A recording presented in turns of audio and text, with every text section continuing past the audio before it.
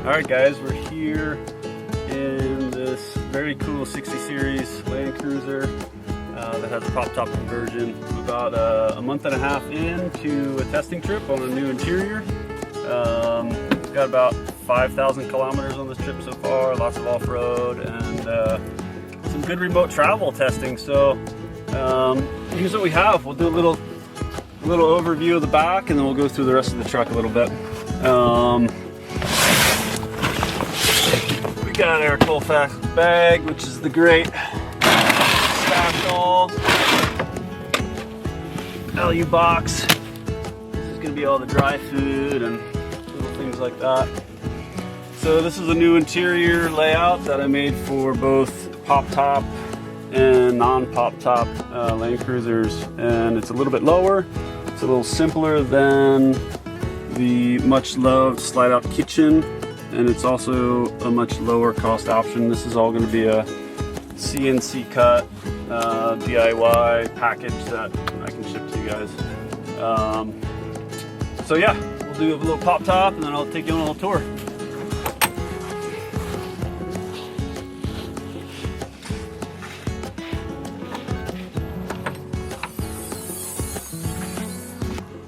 So now we're inside. I'm a little crunched down, but the whole design with this layout is, you know, that you can have a small space inside even if you don't have a PopTop, and also just a little bit more space if you are a PopTop owner. Put the roof up and obviously we get a lot more living space. This has kind of been the lounge. Windy days, nice place to read a book. Second person can still sit here and cook something, or you can still have somebody hanging out upstairs, so you have some nice separate spaces. There's a couple cool features about this layout that makes it different than the others. This is set up as a weekender version, so this big box that we have in front here is removable, and it's something you just put in for the weekend. You're going on a trip, you want a little extra storage. The tabletop is hidden within this lid, so we'll go to this later, but this lid has a nice full-size 36-inch table that comes out. And this is pretty easy install for just your weekend getaway.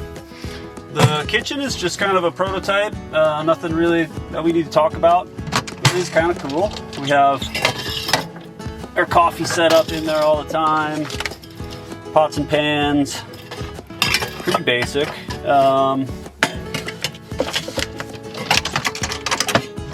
And this is totally functional inside, which is great. Make your morning coffee or get out of the wind and be able to make something just peacefully.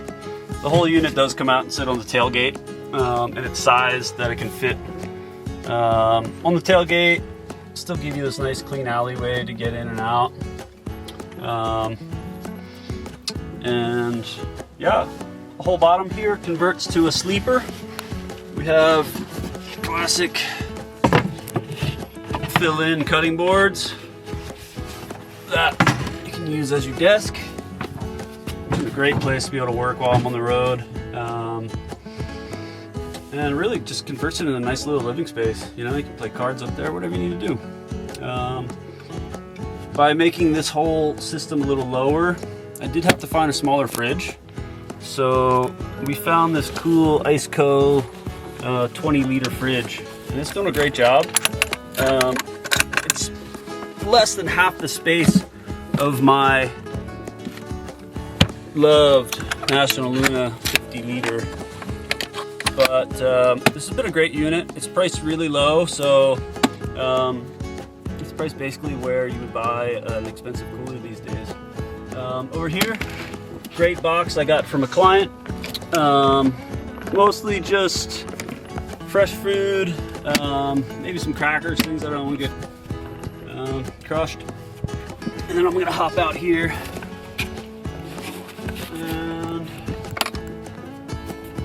My junk drawer. Right now, surf wax, headlamps, Dop kits, quick grab kind of things. here, our front box, we have our third battery actually for this vehicle, but that is our house battery. A real simple setup. Charges off of solar and it charges off the vehicle alternator. Big stash box over here is tools. We have some exercise equipment. We also have a makeshift groover, so emergency toilet. Some of these campgrounds do require to have self-containment, so that's a nice little small but important feature. The big box up here,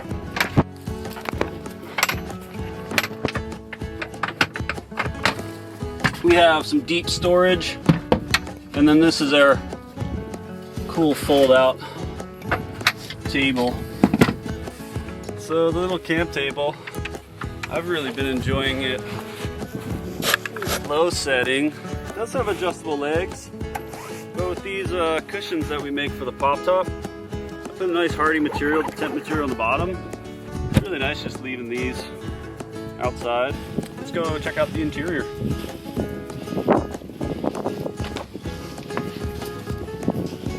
So this is definitely a pilot's cockpit. The previous owner was a pilot, and this is a very dialed interior. Shieldman seats are everything you've ever heard about them. 5,000 kilometers in now, and I can't say enough good things about them. Lots of great adjustable lumbar support. You can raise your lumbar support up, down, in, out. It's definitely given me a lot more upright driving position, which I really appreciate. The bottoms are much longer. I'm not getting any of the issues that I had with my factory seats that were extensively rebuilt, but there's no pinching in these seats. It's very open, gives you a nice open shoulder position, and it really is just a nice driving position.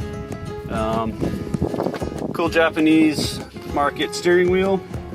This has the speed hut gauges. There's no backlighting in these, so at night it's just the red marker.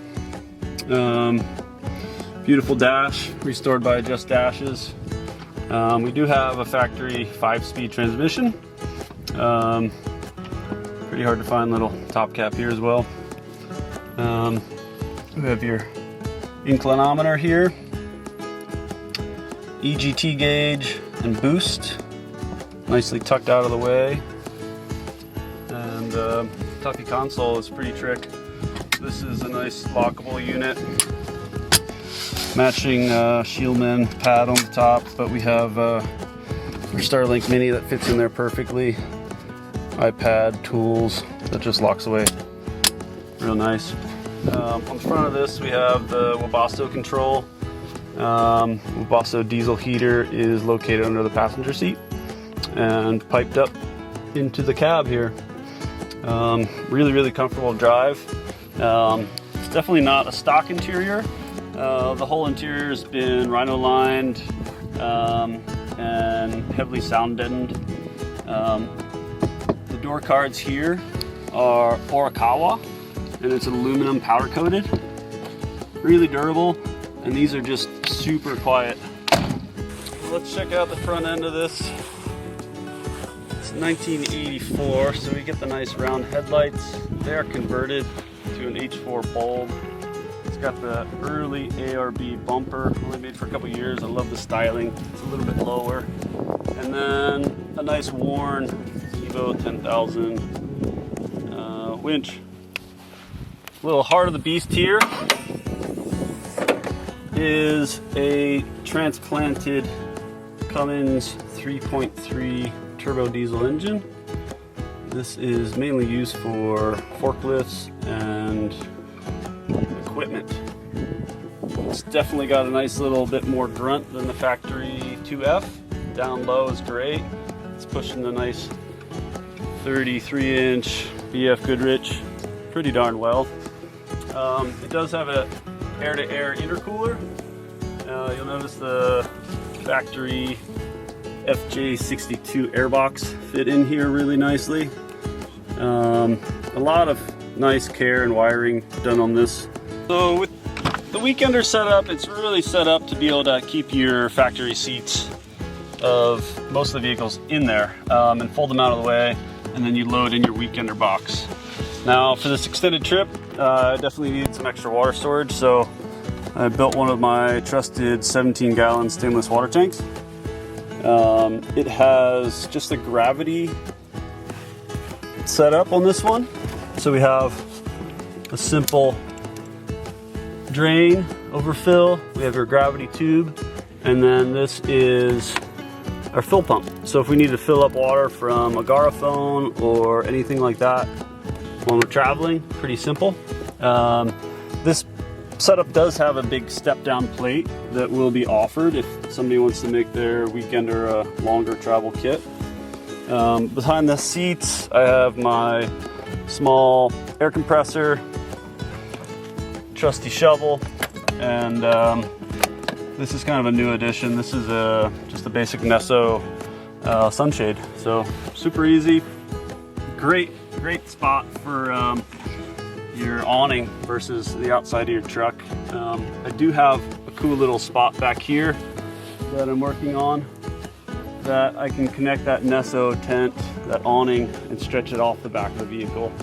So it's a really quick, easy, simple, low-cost solution for having a nice awning for the sun. So the rest of the outside of the truck, on the hood we have a Cascadia 100-watt panel. It's pretty nice. It's definitely giving a lot more room on the roof for surfboards or whatever kind of gear you might carry on your adventure. Wheels, tires, suspension, I guess is next. This is a 16x7 Toyota factory wheel found on lots of vehicles and lots of different markets around the world. I am running a spacer in the front. It has a 1-inch non-hub centric.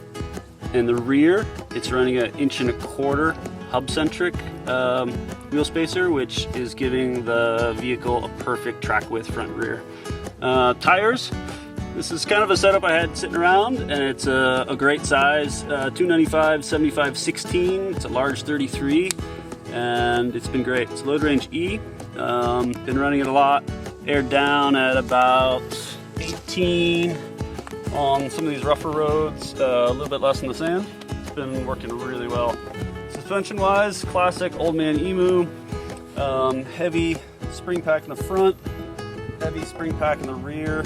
The rear does have one add leaf, and then it has a nice set of the new Nitro Charger Plus shocks. Last few little details of the interior.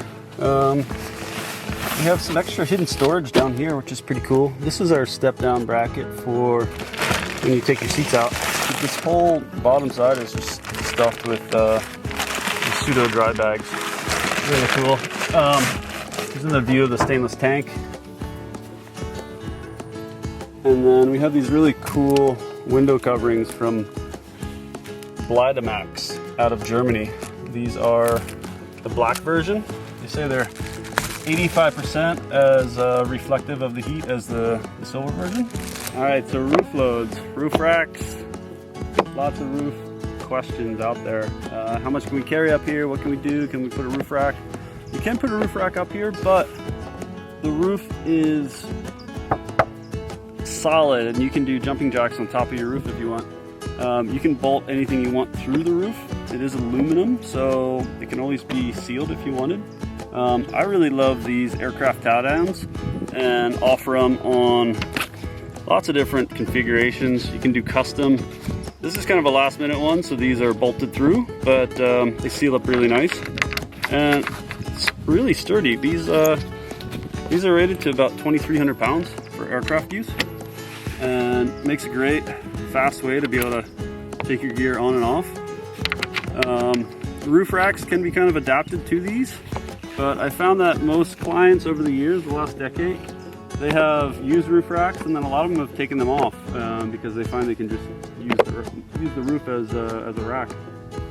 All right, so with the PopTop, we get the ability to keep all our cushions up there. We have nice 3-inch foam cushions, all your winter bedding, everything you need for every season, and a couple pillows. This PopTop conversion was just redone with the Alcantara fabric. It's a really high quality suede. This is obviously a very light color, and I'm 5,000 kilometers into a dusty trip, so I'm really impressed with how well it cleans up, how durable it's been even just this far. All right, so you're seeing the 60 Series Land Cruiser Campteq PopTop. This is the Weekender new interior tour. The Weekender is going to be available for a DIY kit, all CNC cut, finish, assemble at your house. You can check the website, campteq.co. We're making PopTops for basically all the Land Cruiser 4 doors from 1980s until the 200 series in the